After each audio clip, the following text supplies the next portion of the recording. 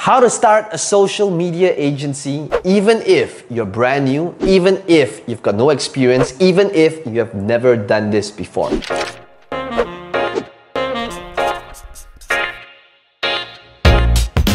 Hey, this is Peng Joon, and today I'm going to be walking you through what you can be doing to secure your very first client if you want to build a social media agency.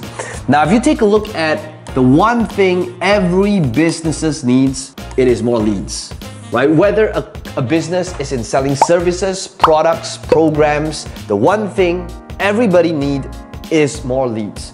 Now let's talk about the skill sets that is necessary, and then I'll walk you through how do you actually find them really easily so that by the end of this video, you literally would have leads coming your way, wanting to work with you, engaging you when it comes to getting leads on social media. Let's talk about Facebook, since Facebook is king right now. So I'm gonna assume that you have basic knowledge on posting stuff on Facebook pages, running ads, targeting, installing pixels, and retargeting, right? If you have that knowledge, how do you now secure clients and work with them and have them wanting to work with you, paying you every single month if you did have this knowledge? The way to understand this now is to think about the different businesses out there, okay?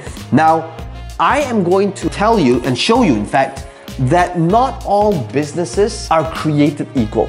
If this was a scale and on the left over here is hard, and on the right is easy, and chances are you've served customers before, you probably know there are nightmare clients out there, and the last thing you want to do is work with nightmare clients, okay? So the question is not just how do you find clients, how do you find easy clients to get them easy ROI so that it's seamless every single month, they cut you that paycheck, and it's easy for you to deliver. Your first option when it comes to finding clients is using your personal network. What if right now you could go on Facebook and literally make this post right now that says, I'm looking for 3 additional clients to work with. I'm a totally new agency, and in order to make it risk-free for you, I am willing to work for you for free, and in exchange, all I'm asking of you is for you to cover the ad cost of, say, $100, $300. Now, any type of business that is even remotely serious, $300 on ad money, ad spend is absolutely nothing. Now, people don't like this idea of working for free. If you are starting out right now, your main goal is not the money, but rather a case study or testimonials so that you can use it to secure future clients. Because when you start pitching to clients in future is saying, do you have a case study of somebody else who did something similar to this? Okay, so for your very first client, it is all about documenting the results that you're generating for them. And the best way to do that is to come from an angle. So now you're using a personal network of people that might be interested to do this. Now, obviously, the leads that you'll get will largely depend on the network that you have on Facebook, which, by the way, if you do not have a network just yet, what you're going to be doing is you're gonna start going to these different groups like ClickFunnels. So if let's say you're gonna handle somebody's Instagram, type in Instagram. If you're gonna handle somebody's Facebook, type in Facebook ads. Look for people that is qualified so that you can expand your network. But I know what some of you could be thinking right up to this point. You could be thinking, so Peng Joon, what if I don't have a strong network? What if I don't know anybody? Well, one way that you could utilize as well is to reach out to others. Here's how you do it. If I were to do a search for, let's say, chiropractors, and I type in chiropractors in Vegas, guess what's gonna happen? Google's gonna tell me a list of all these different chiropractors in Vegas. I'm gonna go and click on these links of their site, and I'm gonna see if they have got a simple thing like a Facebook pixel installed. You could go Google Chrome and download this thing on a toolbar called Pixel Helper. So with Pixel Helper, every time you go to a different page, you'll be able to see if there are Facebook pixels installed or not. And guess what? Even your phone number is listed over there. You're gonna pick up the phone and you're literally going to call them and saying, hey Vegas chiropractor, I was just looking at your site and I noticed that you don't have a Facebook pixel installed. That tells me chances are you don't have any Facebook marketing going on, and even if you do, I know I'll be able to significantly help you get much faster results. Close this person based on showing them that you can get them results, okay? So that's number one. getting them lead using your own personal network or reaching out to others strategically. Step number 2 is to determine how hard or easy this client is when it comes to getting an ROI. So once you've made that post on your Facebook page and now you have people commenting saying, hey, I'm interested to work with you, then the next thing you gotta do is decide if you want to work with this client by seeing whether they're an easy or hard client. You do this by understanding that easy clients on my right hand side would be like chiropractors, plastic surgeons, dentists, doctors. But on the other end of the spectrum, hard clients are people like me, okay? Not because I'm a difficult client, but because of the industry I'm in. Authors, speakers, people selling courses online. Hard clients is when there are a lot of variables and factors involved in the equation. You see, for me, when I'm selling a course, when I'm trying to fill up my events, when I am selling my books, there are a lot of different things that comes into play that may not necessarily be the fault of the person running Facebook ads if something goes wrong. But in fact, the issue could be your sales video. The funnel sucks, the languaging, the graphics, a break in the funnel in the sales process that had nothing to do with your Facebook ad.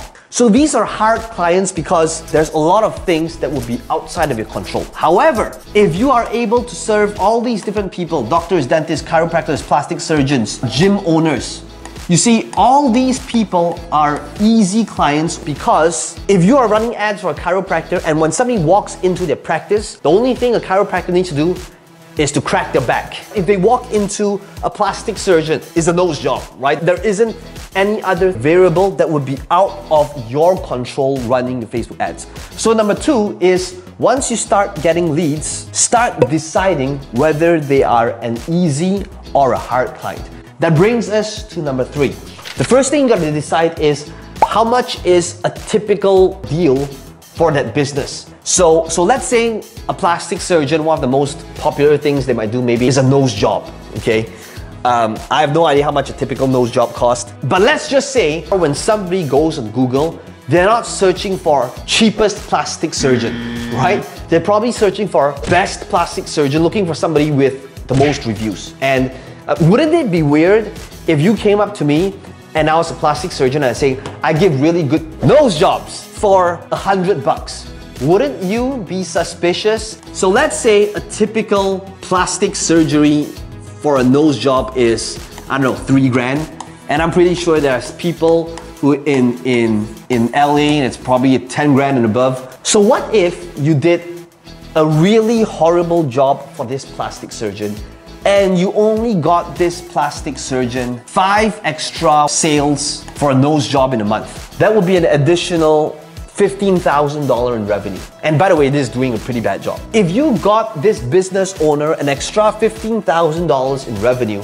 that otherwise would not have happened if not for you, how much do you think this person would pay you every single month? Do you think it's fair to ask them for $1,000 a month? And even if you could just generate them $2,000, do you think you could charge them $500 a month if you could help them get that additional leads or sales? Right now, you could be thinking, so Peng Joon, what if the price point was significantly less, like a gym owner where it's like $100+ a month? What if it's a dentist where they're doing scaling, teeth whitening? So then that's when you need to look at the business model. A dentist would offer many different services, right? At the cheap lower level here, this would be like a checkup and scaling, right? After that, going up the ladder, this would be like teeth whitening. And then if you go slightly higher up after that, this could be like bracers. And then higher up from that, this could be like crowns. So then when you actually pitch, or when the dentist approaches you, what you're pitching is for you to help them get more walk-ins and let them decide. So you could say like, what if I could help you get an additional 3 walk-ins a day?